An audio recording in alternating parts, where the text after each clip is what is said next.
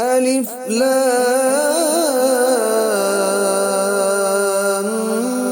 ميم ذلك الكتاب لا ريب فيه هدى للمتقين۔ السلام علیکم ورحمۃ اللہ وبرکاتہ۔ این نیوز کے پروگرام الہدا کے ساتھ میں ہوں آپ کا میزبان ڈاکٹر اکرم حریری۔ ناظرین، آج 15ویں پارے کی تفسیر آپ کے سامنے پیش کریں گے۔ سورت کا ابتدا بنی اسرائیل 15ویں پارے کی ابتدا ہو رہی ہے سورہ بنی اسرائیل سے، اور اس کی ابتدائی آیت کے اندر اللہ تعالیٰ نے واقعہ معراج کا تذکرہ فرمایا ہے۔ رسول کریم صلی اللہ علیہ وسلم کی مکی زندگی بڑی ہی پریشان کن گزری، اس لحاظ سے کہ آپ اللہ کا پیغام لوگوں کے سامنے پیش کرتے تو آپ کے سامنے ہرڈلز بڑھتی گئیں، رکاوٹیں بڑھتی گئیں، پریشانیاں کھڑی کرتے گئے لوگ۔ آپ تصور کریں کہ اس مشن کا کیا وہ بن سکتا تھا اگر ہم سوچتے کہ جس کے پہلے دن ہی اتنی بڑی وہ پریشانی کھڑی ہو گئی کہ کوہ صفا پہ آپ علیہ السلام نے مکہ کے لوگوں کو بلایا ہوا ہے، اور وہاں پہ آپ علیہ السلام نے گفتگو کا آغاز جو کیا اپنے کریکٹر سے کیا کہ لوگوں ذرا بتلائیے کہ اس پہاڑ کی اوٹ سے کسی لشکر کے آنے کی خبر دوں تو کیا تم میری اس بات کی تصدیق کرو گے؟ تو لوگوں نے کہا کہ ہم آپ کی بات ضرور مانیں گے، اور جو الفاظ بولے نا بڑے ہی انمول۔ انہوں نے کہا کہ ہم نے آپ کو آزمایا ہے، ما جربنا علیک الا صدقا، کہ ہم نے تو بار بار آزمایا ہے لیکن ہم نے کبھی آپ سے جھوٹ نہیں سنا، آپ نے ہمیشہ سچ ہی بولا ہے۔ تو جب اس بات کی گواہی مل جائے کہ بات کرنے والا سچا ہے تو اس کی بات تو سنی جاتی ہے۔ اس وقت آپ علیہ السلام نے فرمایا تھا، اللہ اکبر، ایھا الناس قولوا لا الہ الا اللہ تفلحوا وتملکوا بها العرب والعجم، کہ لوگوں کہہ دو اللہ کے علاوہ کوئی الہ نہیں۔ یہ جملہ میں بول رہا ہوں، آپ سن رہے ہیں، میرے لیے بولنا آسان ہے، آپ کے لیے سننا آسان ہے، لیکن وہاں جہاں پہ 360 بت بیت اللہ میں رکھے ہوئے ہیں اور اس کے علاوہ پتہ نہیں کتنے خدا ہیں ان لوگوں کے، وہاں پہ یہ بات کہنا کہ ان ساروں کو چھوڑ کر کے صرف ایک خدا الہ العالمین کو وہ مان لیا جائے، تسلیم کر لیا جائے کہ فقط وہی عبادت کے لائق ہے، بڑا ہی مشکل تھا۔ اور اس کے ساتھ اللہ رب العزت کے پیارے حبیب صلی اللہ علیہ وسلم نے خوشخبری دی۔ کیا خوشخبری دی؟ کہ تم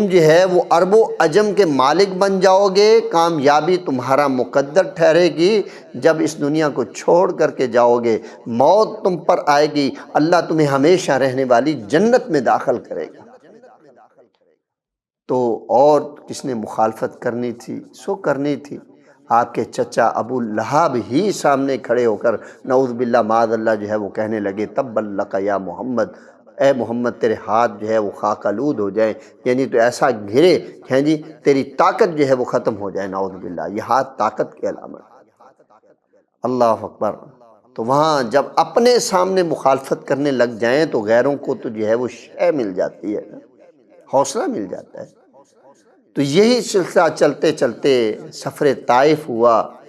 آپ علیہ السلام کو بہت وہ نعوذ باللہ مارا پیٹا گیا کہ آپ کے پاؤں لہو لہان ہو گئے، وہ ساری باتیں آپ کے ذہن میں ہیں۔ آپ کو شیب ابی طالب کی گھاٹی میں محصور کیا گیا، اور وہاں پہ آپ کا ساتھ دینے والے ابو طالب اور آپ کی زوجہ محترمہ ہماری ماں ام المومنین حضرت خدیجہ رضی اللہ تعالی عنہ، جب وہ بھی وفات پا جاتے ہیں، اللہ اکبر، تو آپ کچھ پریشانی کی حالت میں، کھو جانے کا کسی کا ڈر،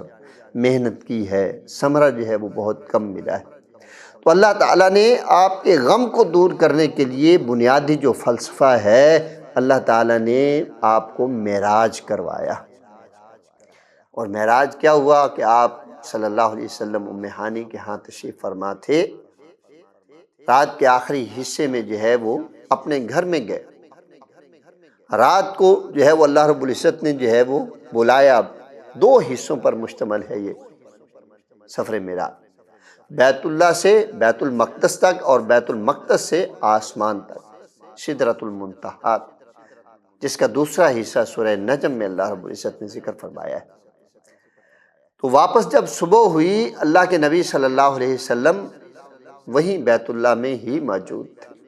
اللہ اکبر! اللہ نے وقت کو روک لیا اور رسول اللہ صلی اللہ علیہ وسلم کو بیت اللہ بھی لے گئے، بیت المقدس بھی لے گئے اور آسمانوں پر بھی لے گئے۔ اللہ اکبر! اللہ اکبر! آج جو ہے وہ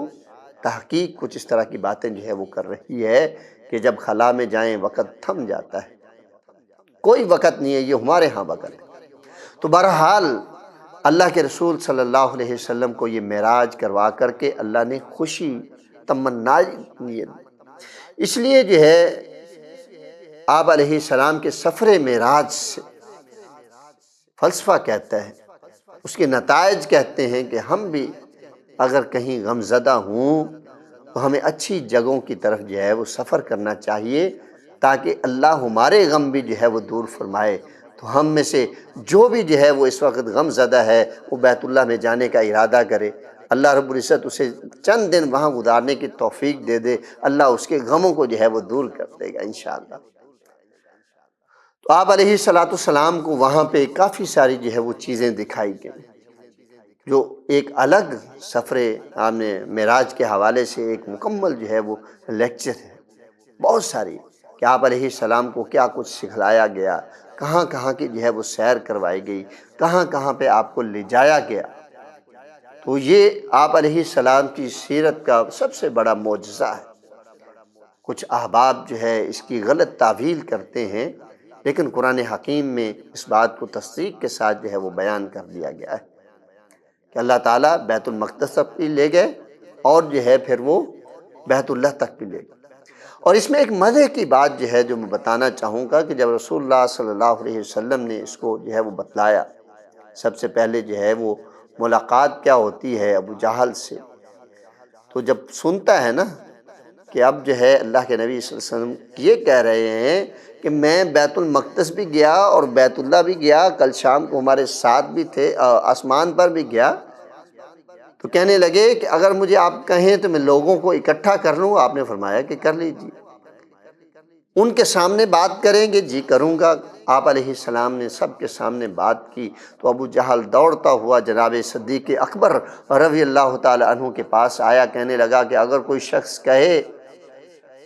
جو رات کو ہمارے پاس موجود بھی ہو اور کہے صبح کو کہ بیت اللہ سے بیت المقدس تک گیا ہوں، واپس بھی آ گیا ہوں، اور ساتھ یہ بھی کہے کہ میں آسمانوں پر بھی گیا ہوں،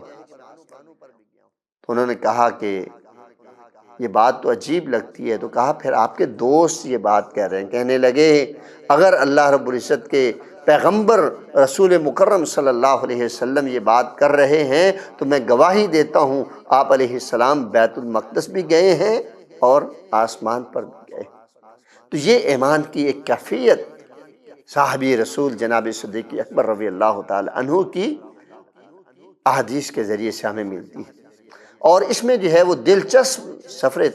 معراج میں دلچسپ اور ہمارے لیے سبق آموز جو باتیں ہیں، وہ سدرۃ المنتہا پر اللہ رب العزت کی طرف سے انعام دیے جانے والے پیغامات، اور اس کے علاوہ جو آپ علیہ السلام کو جنت اور جہنم کے کچھ نظارے دکھلائے گئے، اس کے ذریعے سے جو ہمیں اسباق ملتے ہیں وہ سیکھنے کی جو ہے وہ ضرورت ہے، ہماری زندگی کو بہت فائدہ دینے والے ہیں۔ اسی طرح جو ہے وہ آگے جب آتے ہیں تو اللہ تعالیٰ جو ہے وہ فرماتے ہیں اپنے قرآن حکیم کے بارے میں کہ ان ھذا القرآن یہدی للتی ہی اقوم، کہ یہ جو قرآن ہے نا یہ لوگوں کو ہدایت کا راستہ دیتا ہے، سیدھا راہ جو ہے وہ دکھلاتا ہے، اور فرمایا کہ اس راہ پر چلتے ہوئے انسان جو ہے وہ صراط مستقیم کی طرف جاتا ہے، یہ وہ راستہ ہے جو سب سے زیادہ جو ہے وہ درست ہے۔ اللہ اکبر، اور اس کے ذریعے سے مومنوں کو خوشخبری دیتا ہے، وہ وَيُبَشِّرُ الْمُؤْمِنِينَ، مومنوں کو خوشخبری دیتا ہے۔ اور فرمایا کہ مومن کون لوگ ہیں؟ الذین یعملون الصالحات ان لہم اجرا کبیرا، فرمایا کہ مومن جو ہیں وہ ہیں جو اعمال صالح کرنے والے ہیں، اور اعمال صالح نام ہے اللہ اور اس کے رسول کے پیغامات کو تسلیم کر کے عملی صورت اختیار کرنے کا۔ فرمایا اللہ نے اجر رکھا ہے تو کن کا؟ گویا کہ قرآن کو ہم پڑھتے ہیں تو یہ قرآن تبھی ہمارے لیے ہدایت کا بندوبست کرتا ہے جب ہم اس کے احکامات کو پڑھنے کے بعد اپنی زندگی پر اس کے اصول اپلائی کریں، اور اپنے جسمانی اعضاء کے ذریعے سے عمل بالجوارح، اپنے جسمانی اعضاء کے ذریعے سے اس کو جو ہے وہ عملی جو ہے وہ ڈسپلے کریں، عملی اس کا مظاہرہ کریں، تو ان کے لیے جو ہے یہ قرآن ہدایت کا بندوبست ہے وہ کیے ہوئے۔ اور اسی طرح جو ہے وہ اللہ تعالیٰ نے قیامت کا جو ہے وہ تذکرہ فرمایا، وَنُخْرِجُ لَهُ يَوْمَ الْقِيَامَةِ كِتَابًا يَلْقَاهُ مَنشُورًا، فرمایا قیامت کے دن ان کے لیے کتاب، زندگی نامہ جو ہے وہ آئے گا جو بالکل کھلا ہوا ہوگا، کوئی اس میں جو ہے مبہم جو ہے وہ نہیں ہوگا۔ اللہ فرمائے گا اقرا کتابک، ذرا اپنی کتاب کو پڑھیے، اپنے رزلٹ کو پڑھیے، اپنے جو ہے وہ فائنڈنگز کو جو ہے وہ پڑھیے کہ تمہاری زندگی کا خلاصہ جو ہے وہ کیا نکلا، نچوڑ کیا نکلا۔ اللہ اکبر کبیرہ، اقرا کتابک کفا بنفسک، اللہ اکبر، کہ یہ تمہارے لیے جو ہے وہ کافی ہے، الیوم علیک حسیبا، فرمایا آج ہم تمہارا حساب لینے والے ہیں۔ اللہم حاسبنا حسابا یسیرا، اے اللہ ہمارے حساب کو آسان بنا، اے اللہ ہمارے حساب کو آسان بنا، اے اللہ کریم ہمارے حساب کو آسان بنا، آمین یا رب العالمین۔ اللہ فرماتے ہیں کہ من اہتدی فإنما یہتدی لنفسہ، جو کوئی ہدایت کے راستے پر چلے گا وہ اپنا ہی فائدہ کرے گا، جو کوئی ہدایت کے راستے پر چلے گا نا وہ اپنا فائدہ کرے گا، کسی اور کا فائدہ نہیں کرنے والا۔ یہ قرآن اگر ہمیں کسی بات کا حکم دے رہا ہے تو اس حکم کی تعمیل کریں گے تو فائدہ ہمارا ہے، کسی اور کا نہیں۔ اور فرمایا کہ وَمَنْ ضَلَّ فَإِنَّمَا يُضِلُّ عَلَيْهَا، جو اس قرآن کو پڑھنے کے بعد بھی بھٹک گیا نا اس نے اپنے آپ کو بھٹکا دیا۔ قیامت کا دن تو وہ ہے نا، دنیا میں آج ایک فلسفہ پایا جاتا ہے کچھ لوگوں کے ہاں کہ ہماری طرف سے وہ کفایت کر جائے گا، ہم تو کسی بڑے کی اولاد ہیں، ہم بزرگ کی اولاد ہیں، ہم فلاں گدی والے کی اولاد ہیں، ہم فلاں سلسلے سے جو ہے وہ تعلق رکھنے والے ہیں، لہذا وہ ہم جو ہے وہ بخشے بخشائے ہیں۔ اللہ اکبر، یا ایک مریدین کے سلسلے سے ایک جو ہے وہ ان کا عقاد جو ہے وہ بنا دیا جاتا ہے کہ ہم تو بخشے بخشائے ہیں، وہ ہماری جگہ پہ جو ہے وہ اللہ سے معافی مانگیں گے، ہمیں چھڑوائیں گے، ہماری شفاعت کریں گے، جس کے بارے میں اللہ رب العزت ارشاد فرماتے ہیں کہ شفاعت تو اللہ بإذن، اللہ کی اجازت سے ہوگی، جس کے لیے اللہ چاہے گا اسی کے لیے بندہ جو ہے وہ شفاعت کر سکے گا۔ تو یہاں پہ اللہ تعالیٰ نے بڑی پیاری جو ہے وہ بات فرمائی کہ وَلَا تَزِرُ وَازِرَةٌ وِزْرَ أُخْرَىٰ، اللہ اکبر کبیرہ، کہ قیامت کے دن کوئی کسی شخص کا بوجھ نہیں اٹھائے گا، ہر کسی کو اپنی زندگی کا بوجھ خود اٹھانا پڑے، اچھے اعمال کر کے آیا ہے تو تب بھی، برے اعمال کر کے آیا ہے تو تب بھی اسے اپنی زندگی کا بوجھ خود اٹھانا پڑے گا۔ اللہ اکبر، کوئی کسی کے لیے جو ہے وہ کفایت نہیں کرنے والا۔ قرآن حکیم میں اللہ رب العزت ارشاد فرماتے ہیں کہ قیامت کا دن تو وہ ہوگا نہ باپ اپنی اولاد کو پہچانے گا، نہ ماں میاں بیوی آپس میں ایک دوسرے کو پہچانیں گے، نہ بھائی جو ہے وہ ایک دوسرے کو پہچانیں گے، مشکل لمحات ہوں گے، مشکل لمحات۔ تو اس جان پہچان کے قریبی رشتے آپس میں لا تعلقی کا اظہار کریں گے، تو ان لمحات میں ہمیں محض اللہ کی رحمت ہی جو ہے وہ بچا سکتی، اللہ کی رحمت۔ وَلَا تَزِرُ وَازِرَةٌ وِزْرَ أُخْرَىٰ وَمَا كُنَّا مُعَذِّبِينَ حَتَّىٰ نَبْعَثَ رَسُولًا، یہ قیامت کے احوال ہم بتلا رہے ہیں، ہم تمہیں ڈرا رہے ہیں، لیکن یہ بات بھی آپ وہ کان کھول کر وہ سن لیجئے کہ ہم کسی کو عذاب میں مبتلا نہیں کرنے والے جہالت کی، لا علمی کی بنیاد پر، کہ ایک بندے کو پتہ ہی نہیں کہ میں نے کیا کرنا تھا، لا اگنورنس سے، اسے پتہ ہی نہیں ہے کہ میرا یہ اصول تھا، یہ میں نے یہاں پہ کیا کرنا تھا، اسے علم ہی نہیں پہنچا، اللہ اور اس کے رسول کا پیغام ہی نہیں پہنچا، تو ہم اسے وہ عذاب میں مبتلا کر دیں کہ بھی کیوں نہیں پہنچا تیرے کو۔ اللہ فرماتے ہیں کہ حتیٰ نبعث رسولا، جب تک ہم رسول نہیں بھیج دیتے اس وقت تک ہم وہ عذاب میں مبتلا نہیں کرتے۔ مراد کیا ہے کہ رسول کے ذریعے سے اللہ نے علم نازل فرمایا اور وہ علم کا وہ پرچار اس دنیا میں ہوا، اور اگر کوئی احکامات خداوندی سے، پیغمبر خدا صلی اللہ علیہ وسلم کی تعلیمات سے بے خبر ہے تو وہ بچ جائے گا، جو باخبر ہے اس کے باوجود عملی زندگی کو اختیار نہیں کرتا، اس کا بچنا وہ مشکل۔ تو ہم اللہ کے رسول صلی اللہ علیہ وسلم کی سنت کو زندہ کرتے ہوئے ہمیشہ اللہ سے دعا کیا کریں، اللہم انی اسألک علما نافعا وعملا متقبلا ورزقا طیبا حلالا واسعا۔ یہ ہے نا، اے اللہ نافع علم عطا فرمائیں، اور جو ہم عمل کریں اے اللہ وہ تیری بارگاہ میں قبول ہو، کہ ہم کہیں محروم نہ رہ جائیں، علم ملے تو اس کے بعد ہم عملی زندگی اختیار کرنے والے ہوں۔ تو اس کے بعد انسان کی وہ کاوشیں، اس کو وہ دیکھا جاتا ہے۔ اللہ فرماتے ہیں کہ ومن اراد الآخرہ، جو آخرت کا ارادہ رکھتا ہے نا، وہ کوشش کرتا ہے، وسعیها سعیها، وہ آخرت کو پانے کے لیے کوشش بھی کرتا ہے، اپنے معاملات کو ٹھیک کرتا ہے، عبادت و ریاضت کرتا ہے، اللہ کے احکامات کو ڈھونڈتا ہے کہ مجھے یہاں پہ کیا کرنا چاہیے کیا نہیں کرنا چاہیے، اور اس کے بعد اللہ فرماتے ہیں کہ وہی مومن ہے۔ پہلے بات ہوئی ہے کہ مومن کون ہے، یہاں بھی اللہ فرماتا ہے کہ آخرت کی چاہت رکھتے ہوئے اپنی زندگی کو درست کرنے والا، حدیث مبارکہ میں بھی کہ آخرت کا عقیدہ وہ انسان کی زندگی کو درست کرتا ہے۔ حدیث مبارکہ میں ہے کہ انسان کو وہ زنگ لگ جاتا ہے، اس کے دل پر زنگ آ جاتا ہے، تو فرمایا اللہ کے قرآن کی تلاوت اور آخرت کا خوف، موت کا ڈر اس کے اس زنگ کو وہ دور کر دیتا ہے، کہ اس کی قرآن پڑھتا ہے تو اسے اللہ کے فرامین کا پتہ چلتا ہے، اور اس کے بعد وہ آخرت کی جواب دہی اسے ستاتی ہے، تو اپنے معاملات کو ٹھیک کرتا ہے، اللہ اکبر، تو اس کے بعد اس کی زندگی مومنانہ وہ ہو جاتی ہے۔ فَأُولَٰئِکَ كَانَ سَعْیُهُم مَشْکُورًا، فرمایا در حقیقت یہی لوگ ہیں جن کے کاوشوں کو قدر کی نگاہ سے دیکھا جائے گا، اور اس کے اوپر اللہ کی طرف سے ریوارڈ دیا جائے گا، انعامات وہ دیے جائیں گے۔ اور آخری بات، بہت ساری باتیں ہیں اس قرآن حکیم میں، اور اس کے بعد وہ سورہ کہف کا بھی وہ آغاز ہو رہا ہے۔ تو بنی اسرائیل کے اندر وہ اللہ تعالیٰ نے والدین کے حوالے سے بڑا ہی وہ اہم پیغام ہمارے سامنے وہ رکھا ہے، اور تفصیل کے ساتھ وہ بات کی ہے کہ وَقَضَىٰ رَبُّكَ أَلَّا تَعْبُدُوا إِلَّا إِيَّاهُ وَبِالْوَالِدَيْنِ إِحْسَانًا، فرمایا اللہ کا فیصلہ ہے کہ تم نے اللہ کے علاوہ کسی کی عبادت نہیں کرنی،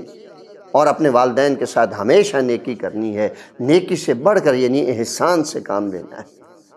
اور بالخصوص والدین جب بڑھاپے کی حالت میں پہنچ جائیں، فرمایا ان کو جھڑکنا نہیں، سخت لہجے سے بات نہیں کرنی ان کے ساتھ، وَلَا تَنْهَرْهُمَا فَلَا تَقُلْ لَهُمَا أُفٍّ، ان کو وہ اف تک نہیں کہنا۔ اردو کا لفظ ہے اف، آپ اس کا معنی مفہوم خود بھی دیکھ سکتے ہیں کہ اف وہ کیا ہے۔ اللہ اکبر، اف اس بات کو بھی کہتے ہیں کہ ماتھے پہ ہاتھ رکھے،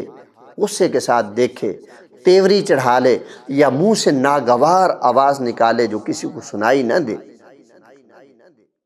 اف اس بات کو بھی وہ کہا جاتا ہے۔ فرمایا کہ والدین کے لیے اف تک نہیں کہنا۔ بڑھاپے کی حالت میں پہنچ جاتے ہیں تو اللہ نے بڑے پیارے الفاظ بیان فرمائے کہ وَاخْفِضْ لَهُمَا جَنَاحَ الذُّلِّ مِنَ الرَّحْمَةِ،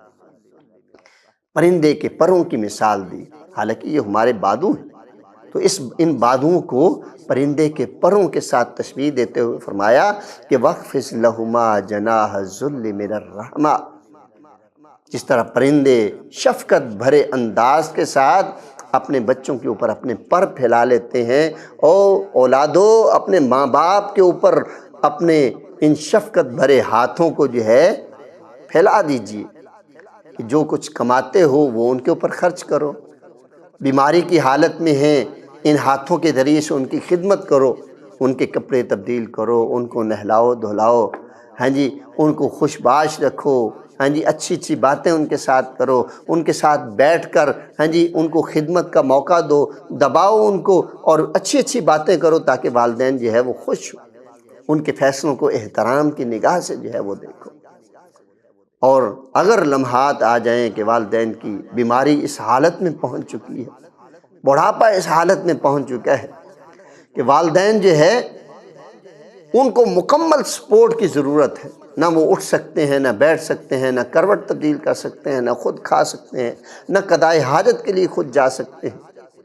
فرمایا تنگ پھر بھی نہیں پڑنا، فلا تقل لہما اف، تنگ پھر بھی نہیں آنا، وقل رب ارحمہما کما ربیانی صغیرا، ذرا اپنے بچپن کو جھانک کر کے دیکھنا ہے کہ جب میں اس حالت میں تھا، 2-4 دن کا مہمان اس دنیا میں، پہلے دن سے لے کر کے ابتدائی جو ہے وہ 6 ماہ سے پھر آگے 2 سال، 2 سال سے آگے پھر جو ہے بلوغت تک، کہ میرے ماں باپ نے میرے ساتھ جو ہے وہ کس طرح خدمت سروسز والا جو ہے وہ معاملہ رکھا، اور پھر اللہ سے دعا کرنی ہے رب ارحمہما کما ربیانی صغیرا، اللہ میرے ماں باپ پر رحم فرما، باقی جو خدمت کے حوالے سے جو ہے وہ کسر وہ انشاءاللہ تیری توفیق سے میں کمی کرنے والا نہیں ہوں اس میں سے۔ اور یہ جو خدمت کی جاتی ہے نا وہ یہ 2 طرح سے، ایک تو یہ ہے کہ ہم اللہ کا حکم مانتے ہوئے خدمت کرتے ہیں اپنے ماں باپ کی، اور دوسرا یہ ہے کہ ہم اپنی ناک کو زندہ رکھنے کے لیے خدمت کرتے ہیں، میرے برادری والے، میرے محلے والے کیا کہیں گے کہ یہ ماں باپ کی جو ہے وہ خدمت نہیں کرتا۔ اللہ فرماتے ہیں وَرَبُّكُمْ يَعْلَمُ بِمَا فِي نَفُوسِكُمْ، اللہ جو ہے وہ تمہارے جو کچھ دلوں میں ہے سب کو جو ہے وہ جانتا ہے۔ ربکم اعلم بما فی نفوسکم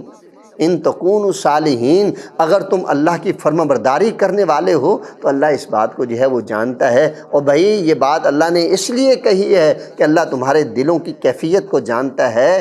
تاکہ تم اللہ کے صالح بندے بن جاؤ، اللہ کا حکم سمجھ کر اپنے ماں باپ کی جو ہے وہ خدمت کی۔